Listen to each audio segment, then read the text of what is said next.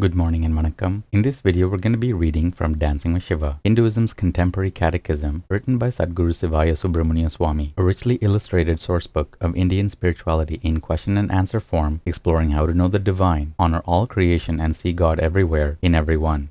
Today's lesson is lesson 133, and we'll begin by reading the caption to the facing image. Clockwise from Smriti, Rama breaks the bow to win Sita's hand. Krishna counsels Arjuna. Kannappan sacrifices his eyes. Kannagi burns Madurai. Vishnu as Narasimha. Elephant King Gajendra beseeches Vishnu's help. Maricha as a golden deer. Lesson 133. Does Hinduism have epics and myths? Shloka 133. The Mahabharata and Ramayana are Hinduism's most renowned epic histories called Itihasa. The Puranas are popular folk narratives teaching faith, belief, and ethics in mythology, allegory, legend, and symbolism. Om. Bhashya. Hinduism's poetic stories of rishis, gods, heroes, and demons are sung by gifted panditas and traveling bards, narrated to children and portrayed in dramas and festivals. The Mahabharata, the world's longest epic poem, is the legend of two ancient dynasties, whose great battle of Kurukshetra is the scene of the Bhagavad Gita, the eloquent spiritual dialogue between Arjuna and Krishna. The Ramayana relates the life of Rama, a heroic king revered as the ideal man. The Puranas, like the Mahabharata, are encyclopedic in scope, containing teachings on sadhana, philosophy, dharma, ritual, language and the arts, architecture, agriculture, magic charms, and more. Of 18 principal Puranas, 6 honor goddess Shiva, 6 is Vishnu, and 6 is Brahma. The witty Panchatantra, eminent among the story literature or katha, portrays wisdom through animal fables and parables. The Bhagavad Gita proclaims, "He who reads this sacred dialogue of ours, by him I consider myself worshipped through the sacrifice of knowledge, and the man who listens to it with faith and without scoffing, liberated he shall attain to the happy realm of the righteous." Om Namah Shivaya. Good morning and vanakkam. In this video, we're going to be reading from Living with Shiva, Hinduism's contemporary culture, written by Sadhguru Sivaya Subramanian Swami. 365 daily lessons based on ancient Vedic laws, disclosing how to approach family, money, relationships, technology, food, worship, yoga, and karma to live a truly spiritual life.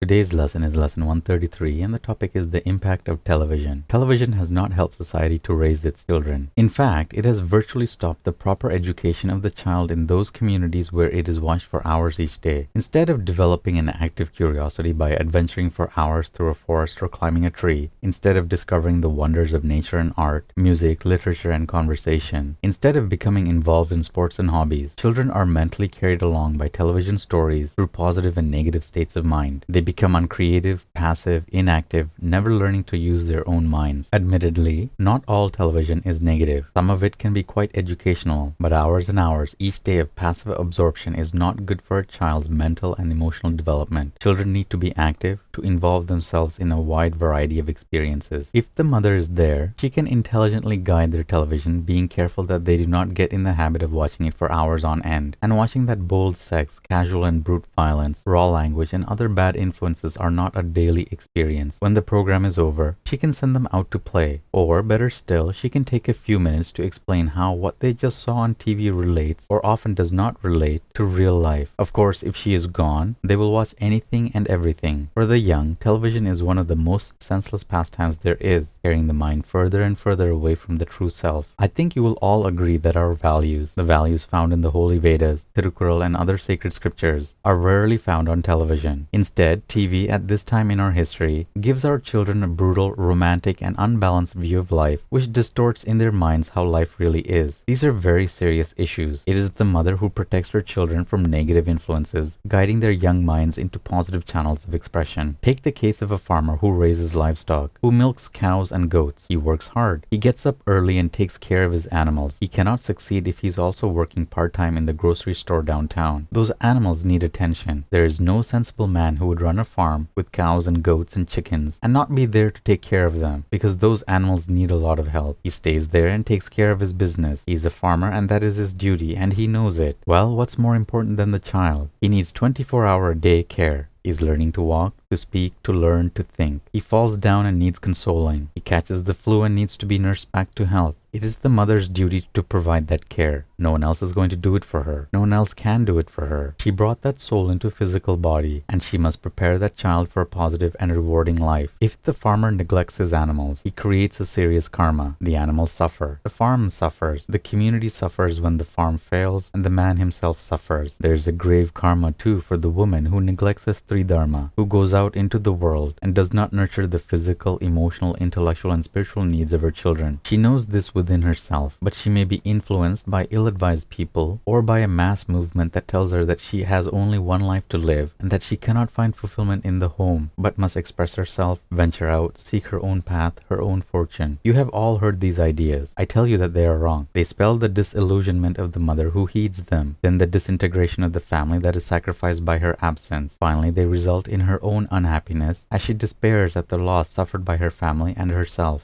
Sutra 133 of the Nandinada Sutras, the strength of the extended family. Shiva's followers know the most stable societies are based on the extended family. They often merge individuals with families and families with families in one home or complex for economy, sharing, and religiousness. Om. Good morning and vanakkam. In this video, we'll be reading from Merging with Shiva, Hinduism's contemporary metaphysics, written by Sadhguru Sivaya Subramania Swami. 365 enlightenment lessons from a mystical master, revealing the depths of Raja Yoga, the clear white light, the states of mind, and the ultimate spiritual destiny of every seeker.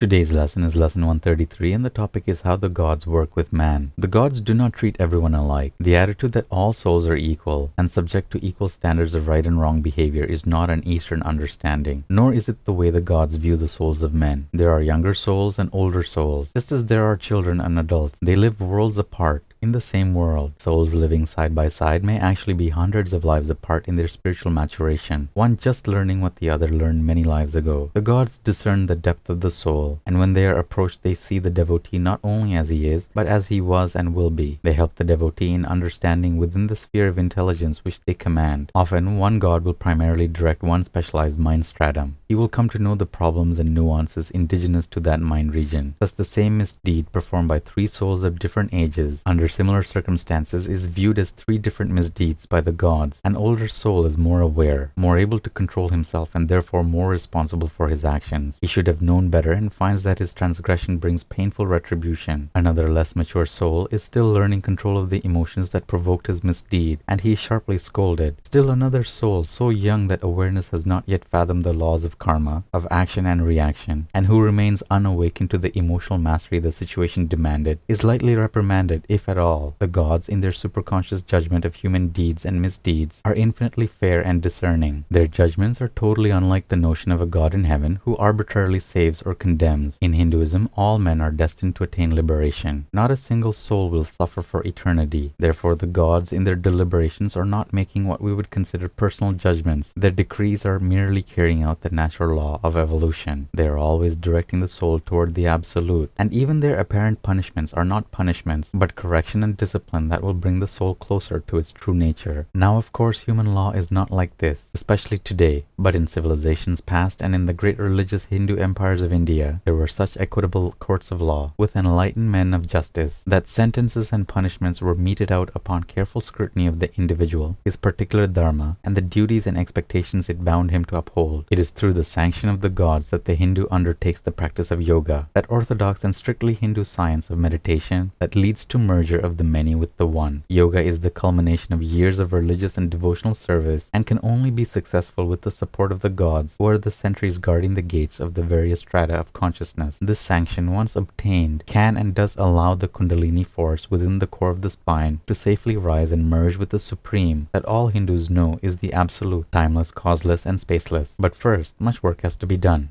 And that's it for today's lesson. Take care of yourselves, have a beautiful day, and we'll see you in the next video. Om Namah Shivaya.